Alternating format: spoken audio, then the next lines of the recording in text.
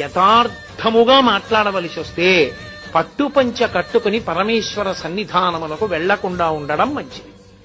ఎందుకో తెలుసా? ప్రతి వస్తువుకి కూడా గుణదోషములుంటాయి. ఒక్క పట్టుపంచ నెయ్యాలంటే ఎన్ని లక్షల పట్టు పురుగులో చచ్చిపోతాయి. మల్బరీ ఆకులు పెట్టి పట్టు పురుగుని పెంచి బాగా కడుపు నిండా తిని అది పట్టు దారాన్ని చుట్టూ అల్లుకుని పట్టుగూట్లో మెత్తగా ఉంది కదా అని పడుకుంటుంది. ఇక అది పడుకుని నిద్రపోవడం మొదలెట్టిన తర్వాత ఇక అది బయటికి రాలేదు. ఇక పట్టుదారం వదలదు.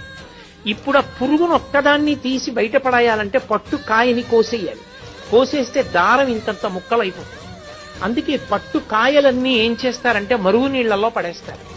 మరుగునీటిలో పడిపోగానే ఆ పట్టు పురుగుకి తెలివస్తుంది. అది బయటికి వెళ్ళిపోవాలని దారాల మధ్యలోంచి వెడుతున్న మరుగునీటికి శరీరం ఉడికిపోతుంటే గిల్ల గిల్ల గిల్ల గిల్ల కొట్టుకుంటుంది. కొట్టుకుని బయటికి వెళ్లే మార్గం లేక తానల్లుకున్న గూట్లో తానే చచ్చిపోతుంది. చనిపోయిన